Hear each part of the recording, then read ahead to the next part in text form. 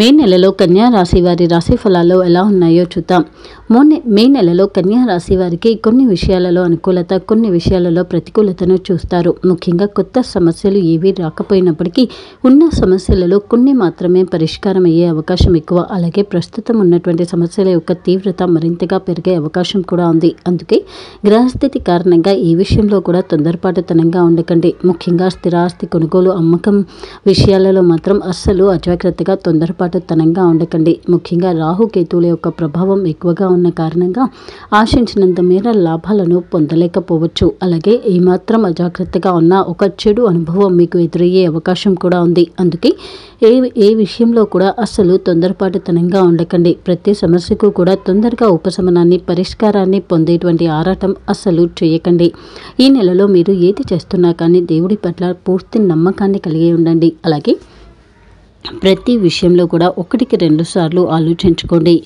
ఉద్యోగపరంగా ఈ నెలలో పని ఒత్తిడి ఎక్కువగానే ఉంటుంది. అయితే ఉద్యోగపరంగా మీకు ఎదురయ్యేటువంటి అడ్డంకుల నుంచి అధిగమించడానికి గ్రహస్థితి మీకు సహకరిస్తుంది. అలాగే మీ ఉద్యోగపరంగా ఇప్పటి వరకు మీ తోటి ఉద్యోగస్తులలో మీకు తెలియకుండా జరుగుతూ వస్తున్నటువంటి రాజకీయాలను మీరు కనుగొంటారు. అలాగే కొన్ని విషయాలలో కొందరి యొక్క మద్దతు మీకు అవసరం పడవచ్చు. కొత్త ఉద్యోగం కోసం ప్రయత్నం చేయడం ఈ నెలలో అంతా మంచిది కాదు. ముఖ్యంగా కొత్త ఉద్యోగ ప్రయత్నాలు ఈ నెలలో మీరు ఆశించినంత మేర రాకపోవచ్చు. అలాగే మీ ఉద్యోగం కారణంగా ఈ నెలలో మీరు చాలా అసంతృప్తిగానే ఉంటారు. మీరు చేస్తున్న ఉద్యోగం ఈ నెలలో మీకు అంత సంతోషాన్ని ఇవ్వకపోవచ్చు. అలాగే ఈ నెలలో ప్రస్తుతం మీరు చేస్తున్న జాబ్ని వదిలే ప్రయత్నం మరొక 6 నెలల వరకు కూడా అస్సలు చేయకండి. అలాగే మీ ఉద్యోగానికి సంబంధించి పురోగతిని ఆశించకండి. ముఖ్యంగా మీకు ఈ 2 నెలలు కూడా ఉద్యోగపరంగా ఒక తీవ్ర పరీక్షా కాలంగా మాత్రం ఉంటుంది.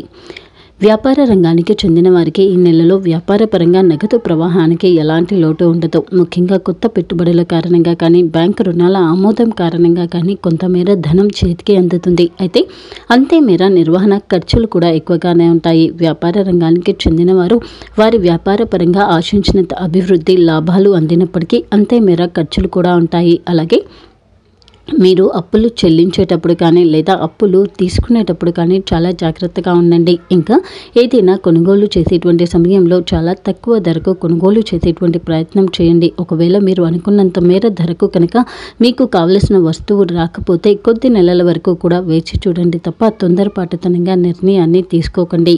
రియల్ ఎస్టేట్ రంగానికి చెందిన వారికి ఈ నెల చాలా అనుకూలంగా ఉంటుంది. అలాగే భాగస్వామ్య వ్యాపారం చేస్తున్న వారికి కూడా ఈ మే నెల అనుకూలంగా ఉంటుంది. కన్యా రాశికి చెందిన విద్యార్థులకు ఈ మే నెల ఒక అనుభవాన్ని ఇస్తుంది. ముఖ్యంగా అనుకున్నటువంటి దాంట్లో అనుకున్న విధంగా పొందలేకపోవచ్చు. అలాగే రాదు అనుకుంటున్నటువంటి దానిని మీరు అనుకున్న దానికన్నా చాలా మెరుగ్గా పొందుతారు. అలా మీరు అనుకున్న విధంగా ఏది కూడా జరగకపోవచ్చు. అందుకే రాదు అనుకున్నది పొందడం, వస్తుంది అనుకున్నది కోల్పోవడం లాంటి సందర్భాలను ఈ నెలలో మీరు చూస్తారు.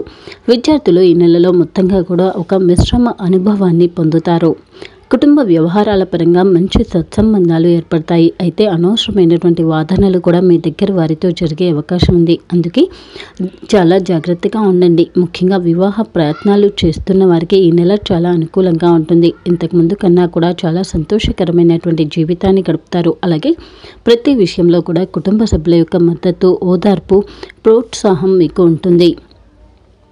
ఆరోగ్యపరంగా ఈ మే నెల చాలా అనుకూలంగా ఉంటుంది. అయితే కొత్త అనారోగ్య సమస్యలు మాత్రం రావచ్చు. అందుకే ఎలాంటి కొత్త అలవాటు చేసుకోవడం చేయకండి. ఇంకా ఎలాంటి కొత్త ఆహారాన్ని స్వీకరించడం చేయకండి. అలాగే ఈ నెలలో గ్రహస్థితి మీ ఆరోగ్యపరంగా చాలా నిదానంగా ఉంటుంది. మీకు ఆరోగ్య సమస్యలు త్వరగా వచ్చే అవకాశం కూడా ఉంది. అందుకే ముఖ్యంగా ఆహారం, నిద్ర విషయంలో చాలా జాగ్రత్తగా ఉండండి. ఈ నెల 6వ తేదీ రోజున దూర ప్రయాణాలను చేయకండి. ఇంకా ఈ నెలలో వచ్చేటువంటి శనివారాలలో కూడా దూర ప్రయాణాలను చేయకపోవడం మంచిది.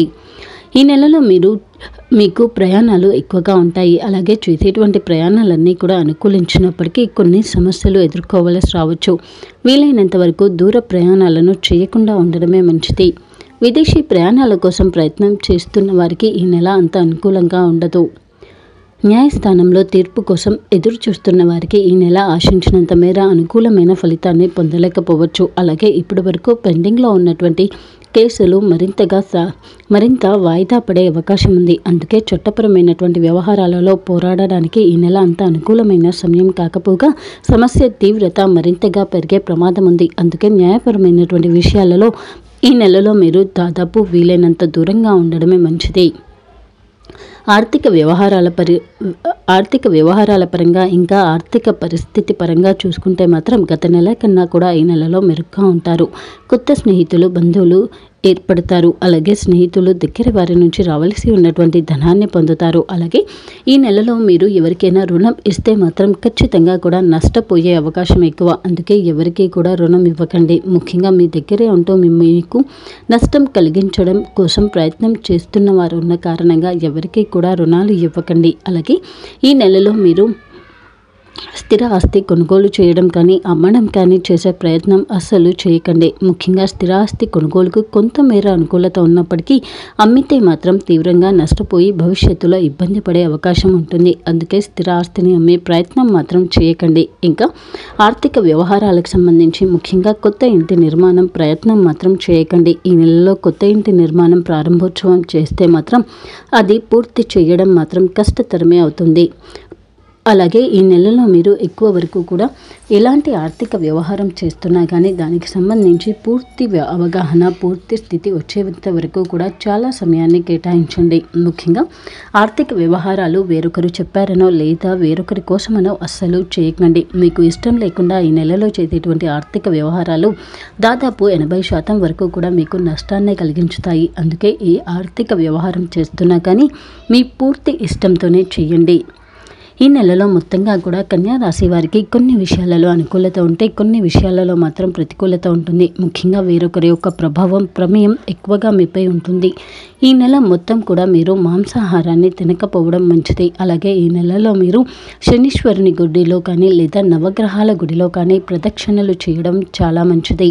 ప్రతి శనివారం రోజున శివాలయానికి వెళ్ళండి. అలాగే ఈ నెలలో మీరు చేసే ఆర్థిక వ్యవహారాలు పూర్తి ఇష్టంతోనే చేయండి. ఇంకా ఈ నెలలో వీలున్న ప్రతిసారి కూడా సుదర్శన మహామంత్రాన్ని వినండి.